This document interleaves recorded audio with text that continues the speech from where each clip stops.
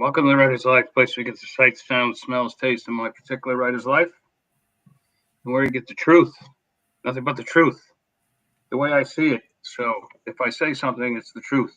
You got to believe it. And it's the place where you get Daniel Weizmann. Geez, Dan, you're author extraordinaire. You're an editor. You're a journalist. I assume you're an essayist. And Dan's one of those guys that's such a good writer. Like, he was actually able to live in New York City for 10 years. Now he's downgraded to living in Los Angeles. While I'm still stuck in Albany. Anyway, Dan, welcome to the program, Dan. It's great to be here. Dan is, I might as well get this one out of the way right away. Dan is a proud participant, we are, Troy Lambert and I are proud to have him and one of his stories in our True Pulp anthology. The Kickstarter for which you'll see a link down below along with Dan's information. I think there's only 2 days to go, everybody. So we're well over 200% funded, and we'd like to get to the first stretch goal, which I don't know what it is, but anyway, but we'd like to get there, and I think we can get there because the Kickstarter has so many one-of-a-kind things and whatever, and even a signed hardcover that we all have to sign. So, like, I imagine I might even be the first one to sign it, and then we'll send it westward to Idaho and Los Angeles, and then somehow or I don't know, maybe they'll start first and they'll come to me, and then I got to send it to Poland for Paul Brazil to sign. So, I was going to say we will not be able to do this by Uber. No, it's going to take a little time. Definitely going to take a little time, and I'm going to put in for a reimbursement too on that one. Dan, how'd you get into the writing? Are you a musician too? You must be. I'm reading some of your stuff. Mediocre musician. I know chords. I know some music theory. Right. But it's a little tricky. I grew up in LA in the late 60s and early 70s in a very unusual household that spoke a lot of different languages. My father and his kids from his first marriage all spoke French and Arabic and Hebrew. And my mother, her sister, and her father spoke Yiddish. So English was really the domain. We are the world. Yeah, of my mom and I. And Hollywood in the 70s was a very unique place. It was still a cow town, but it was very funky. It was not really safe, but people thought it was safe. Right. And my aunt took me to see a movie called A Damsel in Distress at a revival house when I was about 6 or 7. And that's a movie starring Fred Astaire and Joan Fontaine, which left such an incredible impression on me that I became obsessed with Fred Astaire. I started taking tap dance lessons in earnest. No way. At Al Gilbert Tap Studios, and I was really a serious student. And wow. And one day I was walking down Hollywood Boulevard past a store called Hollywood Book and Magic, and I saw, this is all going to come around to mystery fiction, by the way, I promise. Okay, do your thing. I saw a Charlie McCarthy doll in the window. Now you probably know what a Charlie McCarthy doll is. Sure. Of course, he's the famous ventriloquist doll from Edgar Bergen. Yeah, the creepy. What's that? Yeah, the creepy doll that the creepy doll with the top hat. So there was something about him that evoked kind of that Fred Astaire world for me, and I really wanted to get my hands on that doll. And I couldn't afford that doll, and I even looked in a Sears catalog, and they had a cheaper version that my parents weren't going to buy me. Yeah. But one day I was walking down Hollywood Boulevard again by Peaches Records, and they had a cutout bin of 8-tracks, and one of the 8-tracks had a picture of Charlie McCarthy on it. All right. And I implored my dad, please let me get this. It was like $1.99 for an 8-track, thinking it's probably got a Charlie McCarthy radio show on it. Right. but it didn't. It was just a generic image for old time radio.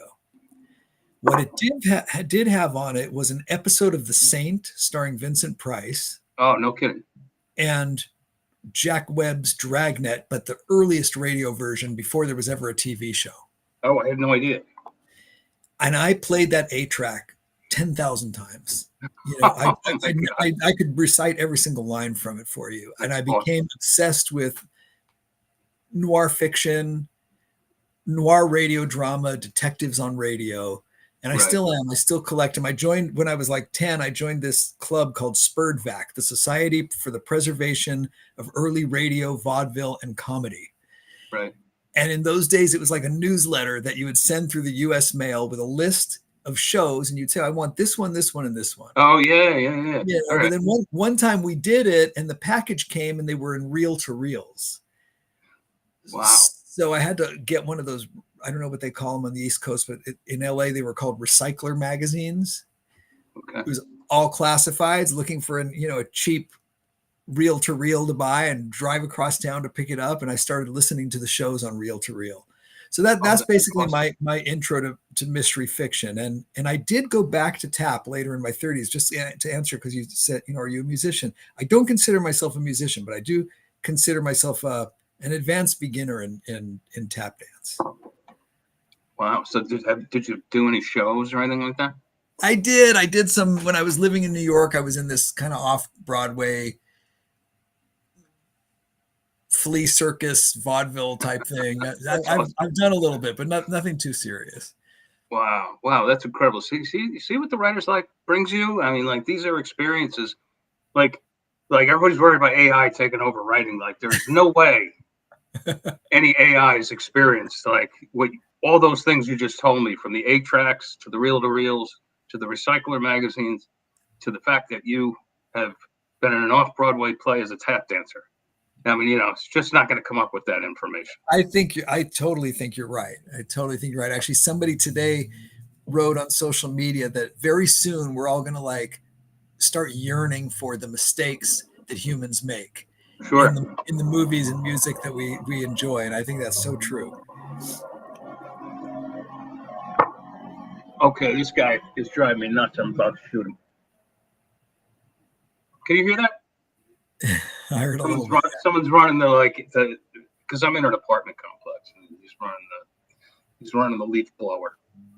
Oh, is that what it was? I thought it was a boombox. No, it's like the leaf. Wait, hang on 1 second.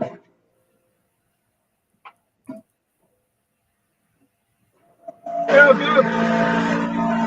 Yo, head there. Yo. You can't hear. Can you shut that shit off? You can't hear me. Oh boy, things you go through. This is live TV. This is live TV, folks. Anyway, but that's really cool. So, when did you start writing? So what happened was, I'm studying tap dancing, 10, 11, 12. My older half siblings were hippies, and they were into the rock music that was going on at the time. Sly and the Family Stone, Arthur Lee and Love, The Doors, a lot of LA stuff. Right. And to be honest, I had an aversion to it. I was like the younger half sibling, right? But hang on 1 second again.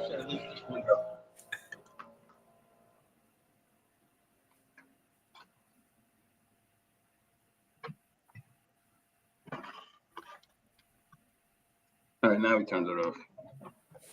Awesome. Making progress. So anyway, when I was about 13, one of my sister's boyfriends brought home this single by a group called the Weirdos. And it was We've Got the Neutron Bomb was the single. And it was locally pressed, and yet it was a real record, Right. And I instantly fell in love with this. And I think one of the reasons why I cottoned to punk rock, and I went all in, like almost overnight. What year was this? 78, 79. Oh, okay. One of the reasons I think I gave myself to it so quickly, it's taken me decades to figure this out, Right. is that there was something in punk rock that actually harkened back to those radio dramas. Yep. There's an energy in punk rock and tap dancing. There's an energy in punk rock that is really Jack Webb. First of all, the sound, but also the urban, the kind of like urban gravity of it. Right. And so I got into the Germs and X and then later Black Flag and all those groups. And Awesome. I went all in and I Awesome. started my own fanzine called Rag and Chains. When I was 13, I used a check that I'd gotten for my bar mitzvah to print them up. Right. I did 5 issues. And then one day, Al from Flipside fanzine, Flipside was like the LA punk fanzine. It was like the Bible for us, Right. He called me and he said, stop stealing our photos, because I would like cut their photos out and put them in my fanzine. Right. And he said, in fact, why don't you just write for us, So I did a few things for them and I did more and more. And then from there I was on to the LA Weekly and then I was off and running. That's awesome. Yeah, I was a big punk rocker. But I mean, like being on these, our punk rock was a little bit different. I mean, we were into all that too, but not quite like we always considered you guys like skate punk. And out here we were sort of more Anglophile, like, and more like, like I was still like into the Jam, Buzzcocks. Oh, I love this stuff. Yeah. All that stuff. Wasn't as hardcore as like X or any of that stuff, but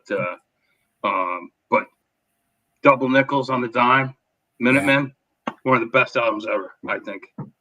And my late cousin was a drummer in a New York punk band called the Mad. Have you ever heard of them? No. Yeah, they have I don't think I have anyway. Singles up on YouTube, but it was cool because it was like, we were doing something on the West Coast, the other people were doing it on the East Coast, and then people were doing it in England, and it just had this very funny connected feeling, Right. And later on, I got into more like the kind of psychedelic. It wasn't punk rock, but like the Chameleons, for instance, or Echo and the Bunnymen and stuff like that. Love that stuff. And like Paul Brazil's totally into all that stuff still, and like he would go to like early Buzzcock shows, early Gang of Four shows, like all that stuff. And we all must be about the same age, I'm guessing. Yeah.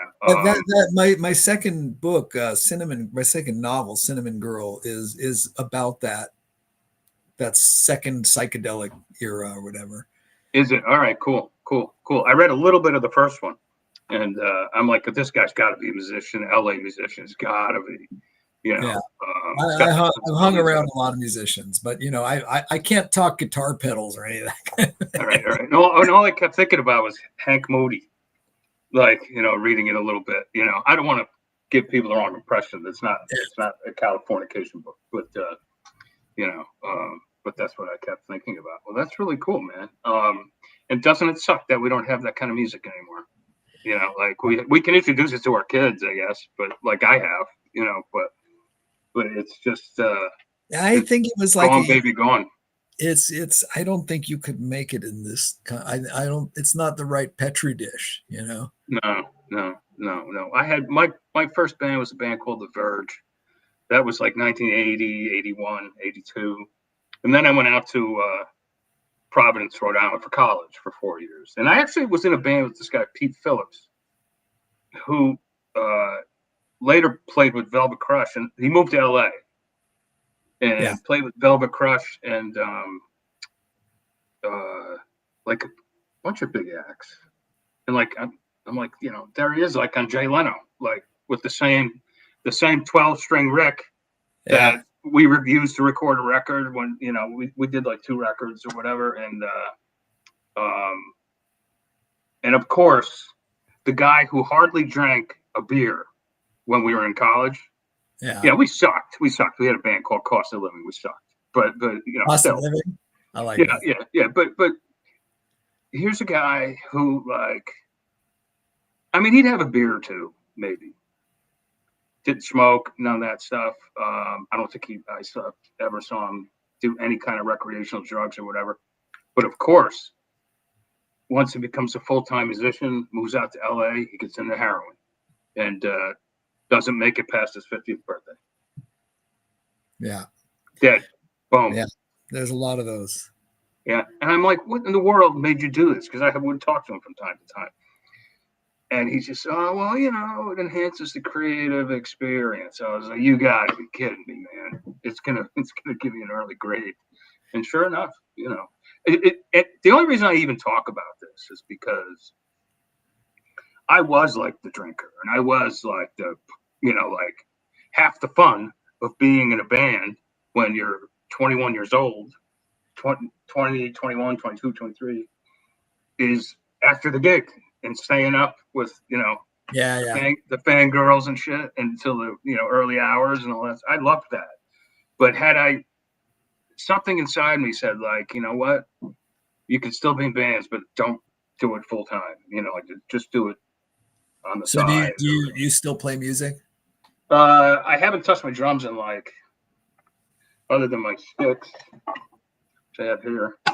I haven't touched them in a few years. I was in a band called the Blisters. We did 2 records up until 10 years ago. And, but I'm 61 now, right? I just turned 61. And it was getting so, like, I was in my, late 40s, whatever. And he's like wanting to play every weekend. And, we're like touring from New York, Boston, and doing the circuit. And I'm like, and I'm a full-time writer. Yeah. And I got to get up in the mornings to write, that's my peaceful time. Right. You probably do the same. And it just wasn't meshing. And so I was like, I don't think they're compatible. They're not. It's weird because I had a similar experience where I was doing a lot of music stuff, and I was like, this might be what I want, but it's not really what I need. Yeah. And they would get pissed at me. The Blisters. We played like old-fashioned punk rock, it was originals, but we also covered like Clash tunes and some Jam and whatever. Yeah. But anyway, but he'd be like, dude, we got to play like the 12 o'clock spot. And I'd be like, so I'd be like, coffee wasn't even doing it for me at that point. I'd have to like take like a caffeine pill. And I'm like, this isn't healthy. And so I'm like, fellas, I'm out. I had the opposite experience once in New York where I was doing a show at a place called the Cutting Room, and it was like the nicest booking I had gotten yet, right? For my little tap review thingy. Right. And when I got there, I got there for sound check, and at 6:30, the club owner was like, terrific, you'll be going on in half an hour. I was like, what, are you kidding me? It's 7 o'clock. People are just walking out of their offices right now. Yeah, they're not even, right. I would say, great. Excellent. I don't give a shit if we're playing to the bartender. Good. Well, that's what we did. We played to the bartender and one of my aunts and a friend. So. Right. Actually, one of my bands from the 2000s, late 1990s, 2000s, was with my editor at Delacorte. And he had a band called Straw Dogs. And so he's like, dude, we're playing like, what's the hall? For the CMJ. It was I think the CMJ in October. Usually it's in October. Yeah. I can't think of the name of the hall, but you would know it right off the bat in New York City. But anyway, he's like, we need a drummer. Can you do it? And I was like, yeah, all right. If he asked me if I wanted to golf, I would have said sure. But and so we rehearsed down in Alphabet City, and we got it together. And he's like, this is great. And you want to stay in the band for the long run? I was like, you can't say no, And my agent's like, I don't know about this. Bands fight, like I don't know. And but it was fun. I did it for a couple of years, and then none of my books for them sold anyway, so I was down the road. And then I was like, all right, well, fuck it, I'm done. That's funny. But yeah, so I'm retired from that. Unless someone comes to me, a musician comes to me who plays well and says, all we want to do is play like happy hour gigs, like once a month, and rehearse once a week, I'm in. I'll go back to it. But otherwise, like, I'll just play to my records and stuff like that. Yeah. Because the writing takes, you got, I don't, like, what's your schedule? How do you do it? You're a full timer, right? How do you do it? Well, I mean, to do the fiction, I frequently, and I don't recommend this for somebody who doesn't naturally have this issue, but I tend to wake up at about 2 or 3 in the morning. Wow. Even if I go to bed at 10:30, 11, right? Yeah. And so what I will, and I won't be able to go back to sleep. So what I'll do is I'll go and write for an hour, hour and a half and go back to sleep. And I find that hour and a half after is the best sleep I have in the whole night. Like I wake up super rested. Right. And then whatever else I do throughout the day, I don't want to say it's cherry on top, but there is something about working in total stillness, like you said. Right. And certain kinds of things I just cannot do after lunch. I can edit, I can read, I can write back cover copy, right? But I cannot enter the scene after lunch for some reason. Right. That's interesting. See, everybody's story is so different. The way I do it is I wake up like a normal work day, because there was a time I had a real job, like in the 90s, the mid 80s through all the way through the 90s. I had a real job, plus I wrote on the side. And I've never gotten away from that schedule. But the only difference is I will not like take a nap at like 1 o'clock, unless I'm like out skiing or fishing or something like that, or traveling or something like that. And I'll sleep. I try not to fall asleep, but I often do. And like, to me, it's like when I wake up, it's like a brand new day. I'll make the coffee and like I hit it again for like the rest of the day. And it's sometimes it's better. Does the rest of the day go? I'm sorry? How long does the rest of the day go? Like what time do you wake up and how long will you work for? I'll wake up, I'll crawl back out of bed at 2:30 and I will stop at 4:45. And that's it. When I was doing split my time up between freelance writing, freelance journalism, whatever, that was different. You'd get an assignment down to Transom, that'd be like, we need it like in a few hours. You know all about that. Yeah, and then you have no schedule. You're just, but I don't do hardly any of it anymore at all. So now it's just like, I'll stop where, when I know where I'm going the next day, and that'll be it. And also in the afternoon, I'll do like some of the business stuff, like set up the newsletters, maybe work on my Substack, look at ads, because I publish traditionally and independently, and so you got to do ads and you got to do, like apply for book buzz. You're doing both traditional and independent, right? Yep. And when you do ads, do you do ads for both? No, I'm not spending ads for a publisher. No fucking way. Okay. Yeah, no, I won't even. I mean, the closest I've come, I've gotten a couple of book bubs with some of my traditional people, and even then, I'm like, why are you doing that? You're just putting, throwing money into their pocket. Oh, they pay for that book bub stuff? Some do, yeah. But it depends on the size of the publisher. When I was with Thomas and Mercer, they paid for all the book bubs and all that stuff. That was great. They were terrific at marketing. If they wanted to put you on the number one spot on the Amazon Kindle list, they did it. Like the Remains was it. The Remains sold like 100,000 copies with them. That's cool. And they made sure that it did. And I did 9 books with them. Plus, they hired me to write an X-Files book. But you're very, very prolific, and I don't know if this is the right space for this, but I'd love to hear about your process, because I'm somebody that like I won't say that I won't say that I don't outline, but what I do is like I have a running list that I have to constantly revamp, right. And it takes me a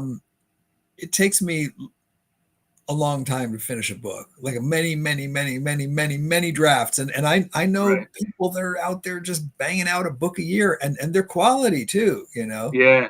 I bang out about a book a month. For real? On average, yeah. In fact, I'm so far behind that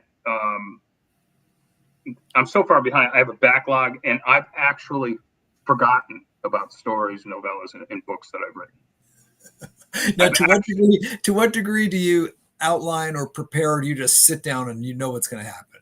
I don't. I write like a couple of notes maybe, and I have a title in mind. And don't forget, I have like 4 detective series. Right. In an action adventure series, so I don't need to like do a whole lot of backstory or any of that right. stuff. You know who's talking.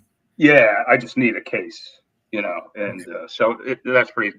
But a standalone, however, like I just finished a standalone to give to my agent, and in fact, she came back with a dev edit, and which I rarely work with, but hers was good, and I finished that this morning, got it out back to her. And so, but like a book like that was 3 drafts.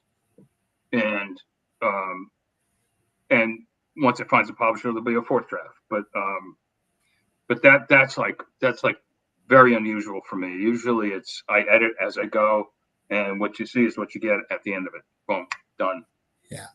That's awesome. But it just it's part of its mindset, and like just using that creative brain instead of like the critical brain, and just going with it. So I really admire it, and it's something I aspire to, because not everybody understands this, but it's like I liken it to a drug habit. Yeah, it's it like, is. I need my fix, and I need it every day. Yep. And I need it to be, or rather, let's put it this way: I will get higher. Right. If on my fix, if I know that it's going somewhere. Right. Because it does. You miss the endorphin rush. Like right now, I so wanted to write new words today, because I haven't for a week, because I've been working on Alive on Arrival for the agent, and I haven't had that fix as you're talking about.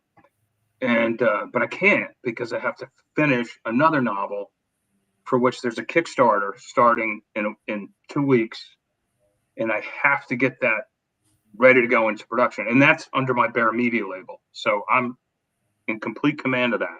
Like there's no one to blame but myself. I can't hand it off to anybody and be like, okay, now you work on it. With the things that you publish yourself, do they go through an outsider's editorial process, or at this point do you pretty much trust that you know what level you have to push them before you send them out into the world?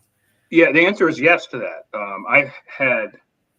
I've worked with 2 editors, and one of them sort of moved on, and the other one ended up being this guy who he'd always send me a re-edited version back to me. And he's like, there's still mistakes in here, guy. And I found them, and like, take them for what it's, and it was usually like, an apostrophe here, a period here, a cap there, or something like that. Something you might not even notice as a reader or whatever. But still, he was, and my other editor was getting into dev edits a little bit, and I'm like, I don't want that, at this point, But anyway, this guy, turns out he was like a high school English teacher, and he was retired, and his name was Wayne. And so anyway, like he worked with me all the way up to about 8 months ago, and all he wanted was, if it was a novel, he just wanted a $50 Amazon gift card, and if it was like a novella, he wanted a $25 gift certificate. And the other one, it was like thousands, right? And so I was like, all right, perfect. And he used to do such a great job. And so I handed him a book about 8 months ago now, or maybe less, maybe like 6, I don't know. And he was kind of sad because his wife had just died, and he had to move to like an assisted living facility, and he was really bummed out about it. Until he figured out, he's like, oh my God, you wouldn't believe the women here, man. You would, because he was an old 60s guy. That's a setup. Yeah, it is. He's like, you wouldn't believe the women here, man. Like we get together and play songs from the '60s and stuff. It's I was like, great. So I'm like texting him because I'm not hearing back from him. I'm like, Dan, or I mean, Wayne, are you alive? Come on, get back to me. It turns out he was dead. Like I'm like, great. His kids are probably like reading these texts. So my new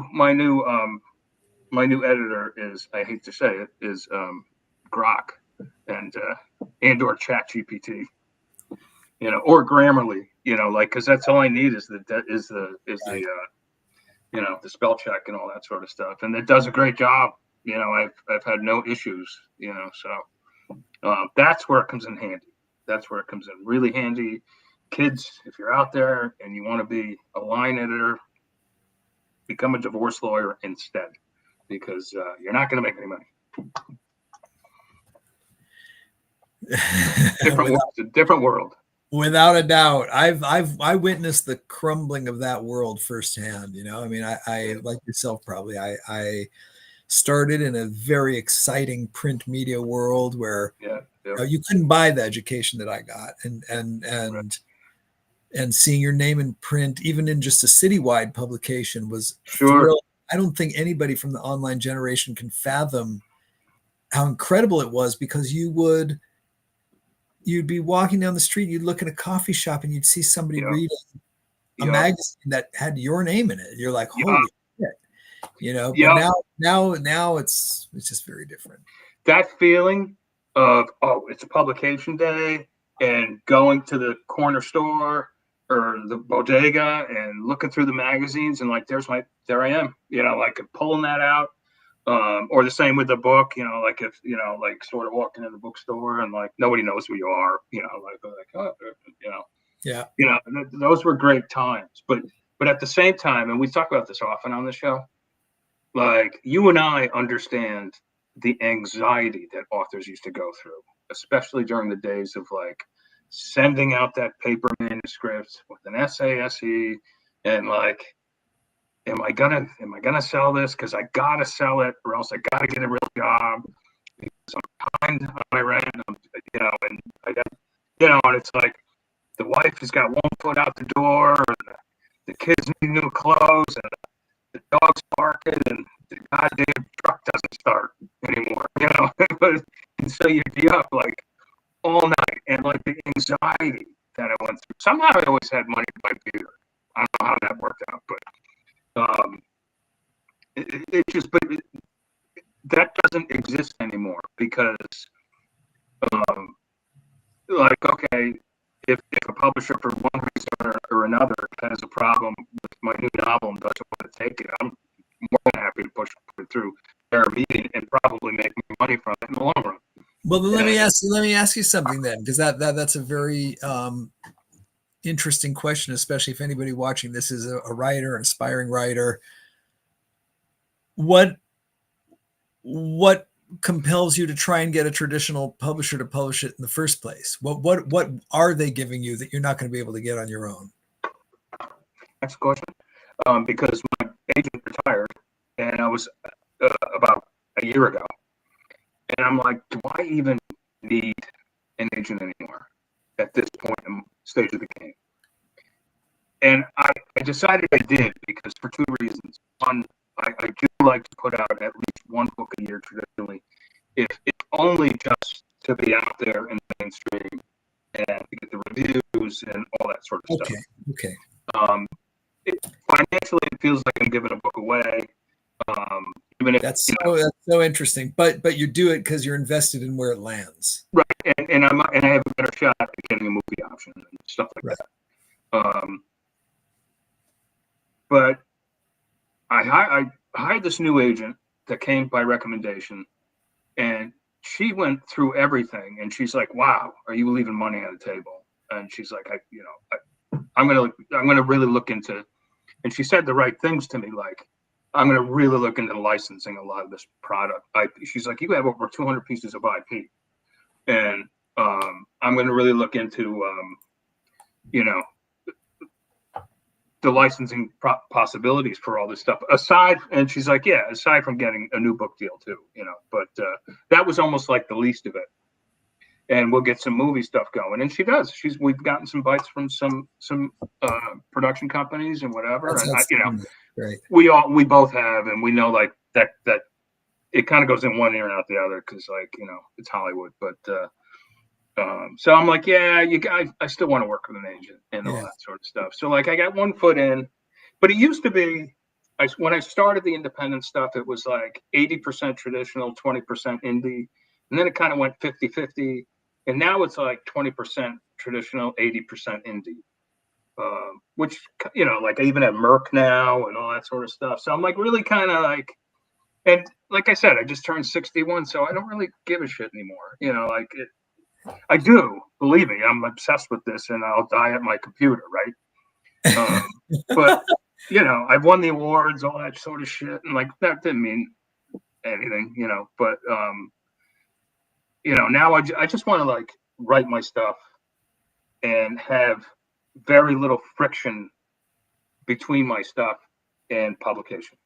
As little friction as possible, as little anxiety as possible, while making the most money I can make as possible. Does that make sense?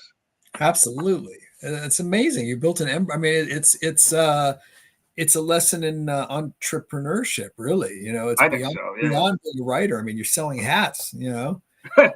I mean, this is a sample, Dan, but yeah. I'd be happy to offer you, I'd be happy to sell it to you for half price. No, I'm just kidding. No, I mean, look, I know all that stuff exists. And also, this is a funny side hustle. I don't know if it's really worth talking about in this particular zone, but I have another book out called A History of Rock, a seventh grader's history of rock and roll. No kidding. If you go to Amazon, you'll see it's it's under my name and everything. All right, awesome.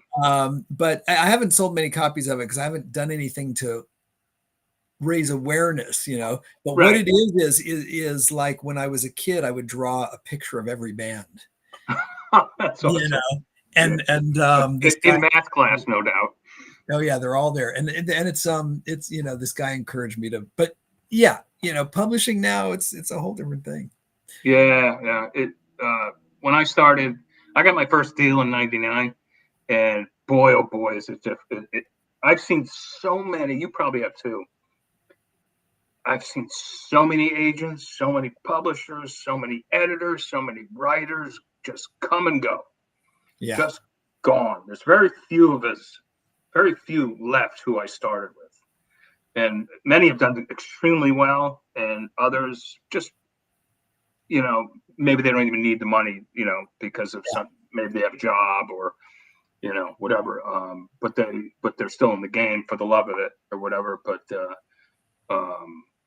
it's just it's changed. So it's 2025. It's not 1999 anymore. You're like a case example of a way to make this current environment work. And I guess and this might be a much longer conversation, but I guess I'm wondering how. So you got a traditional publisher in '99. Was that your first novel? It was. Yeah, I wrote it in writing school. It was it was creative. It was my creative thesis. You had to write 40 pages. And I remember my professor at the time, this guy named Douglas Glover, and he suggested a bunch of edits. And as soon as I was done with the program, I went to Vermont College. And as soon as I was finished, got my MFA, I put all the stuff back in and finished the novel. And I handed it to I found this agent in New York City, Jimmy Vines, who is now a magician. I kid you not, a professional magician. And he's like, I'll sell this in 2 weeks. I'm like, you will? And he's like, yep, I'll sell this in 2 weeks. I didn't believe him. I was just, and so I get this call like 2 weeks later and thinking, and, I was working for my dad at the time. And like the secretary was like, Jimmy Vines is on the phone for you. I was like, oh, he wants an address where he can send the book back. He gets on the line. He's like, we just got an offer from, I think it was St. Martin's, like $100,000. And I'm like, take it. He's like, no. He's like, no, that's bad form. We're going to go to auction. And I'm like, really? So that whole afternoon, it was like 3 or 4 houses bid on it, and it went for 250 to Delacorte, right? Wow. And it was a 2-book deal, hard and soft. By the end of it, after those 2 or 3 years, it took I think it was like 3 years I was with the Dell, if I sold 7,000 books, it was a lot. And they were just like, sorry, buddy, like they gave me all my money. And they even eventually gave me my rights back like 5 years later. But they didn't do too much to push it. No, and it was just it was a financial transaction between the publisher and the agent, and I was almost like the third wheel. I was enabling this, and there was a lot of it back then. There was a lot of it. A friend of mine who now lives in Paris, I dated for a while. She had at the same time she got a $1 million deal, and I remember speaking to her in Italy, and she's like, "I'm down to like $8,000." But she just sold a novel after like 20 years again. But anyway, make a long story short, I repackaged and republished these, both The Innocent and Godchild, in 2011, and they both sell like well over 100,000 copies. Boom. That's and awesome. like I would have earned out my advance. It just wasn't ready. So like sometimes I'll tell people, what a great story. Yeah, and I'll tell people, and I've written about it, and I'll tell younger people, like, because they'll be like, my book's just not selling. My book's just not selling. I'm like, it might not sell for 10 years, but then one day, if you keep working on it, if you keep like fixing little things here and there, like maybe the cover or whatever, and this is assuming you own the rights back or whatever. Right. If you don't have the rights back, you're screwed. Like the book's just going to fade into oblivion. But if you can get the rights back, you there's a good possibility you can sell. Yeah, I was instrumental in re-releasing 4 books by Jill Sherry Robinson, she's the daughter of Dory Sherry, who ran MGM in the 50s. She herself was a prominent novelist in the 70s. She was kind of associated with Erica Jong and other people of that ilk, Louise Gould. Terrific novels, Hollywood novels. And I was like her in-house editor. She was elderly. She's since passed. May God bless her soul. She was a wonderful person. But one of the things my friend Pablo and I determined to do is, we said 4 of these books are out of print. It's a crime. Repackage them. They look better than ever. They look better than those 70s versions. They're other pieces now, Right. Yeah. Yeah, it's great. But I still want to ask you though. So that book fades. It doesn't perform as one would want it to.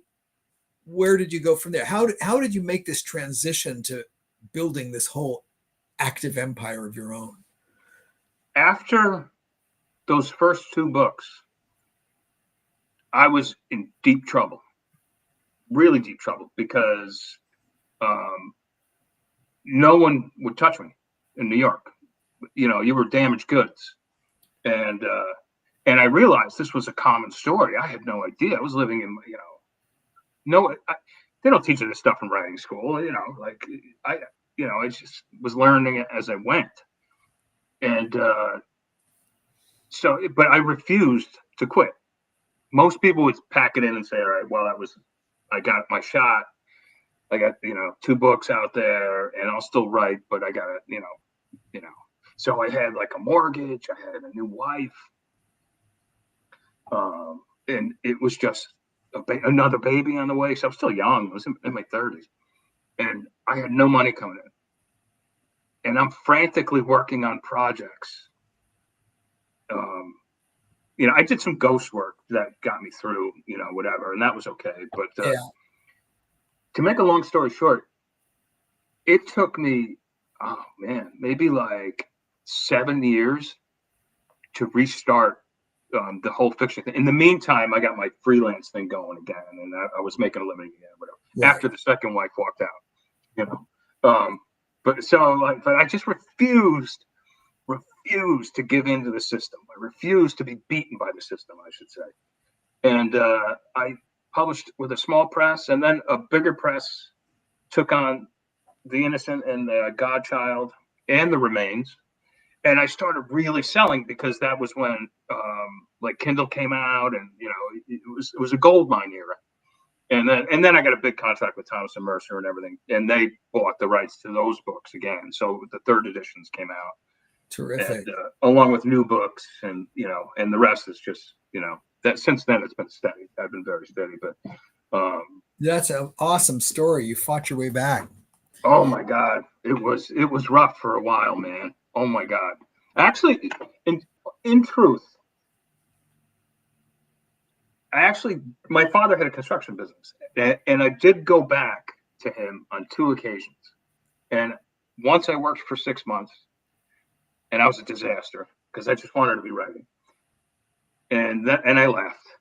And then I went back again for another 6 months, and he fired me because I was just doing shit like I'd go home and like write for 3 hours, and he'd be like, "Where are you?" And I'd be like, "Oh, I'm," and he's like, "Look, you know what? Just I don't care what it takes. If you need a loan, just be a writer. This is not for you, and whatever." And so he was good about it. But at the time, oh my God, it was stressful. Let me tell you, it was like up and down and up and down and up and down. I think Jim Harrison described the life as a writer, a professional writer, as almost like the way the Native Americans have to live. You get a little money, you go out and buy some steaks and a bottle of whiskey, and then you're quickly back to eating macaroni and cheese for like a month, and drinking cheap beer. And it could be that way, and I didn't have, I would do like secondary journalism. I'd find I was never into like calling people for sources. Yeah. The internet was a good thing for me because I could get my 3 sources there and whatever. Right. So I wasn't as skilled a journalist as you are, or anything like that.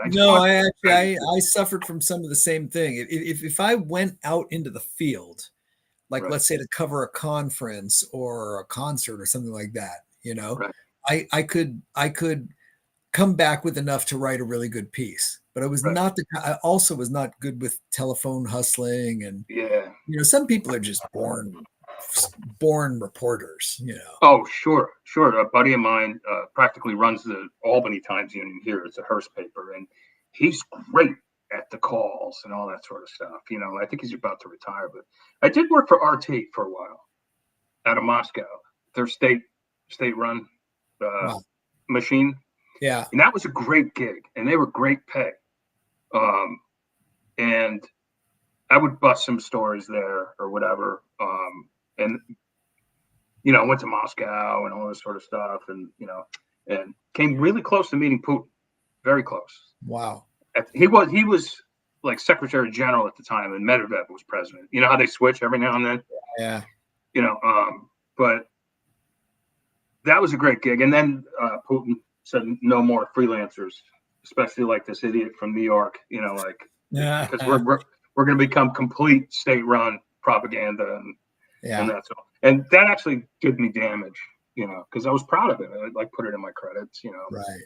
And especially now, I worked for AP Newswire for half a decade, and the one thing I will say about that kind of a gig, this was already in the days of the internet and WordPress and stuff, Right. Yeah. The one thing I will say about it, in terms of writing fiction or writing anything, is a gig like that teaches you to not be precious. The piece is due in 2 hours.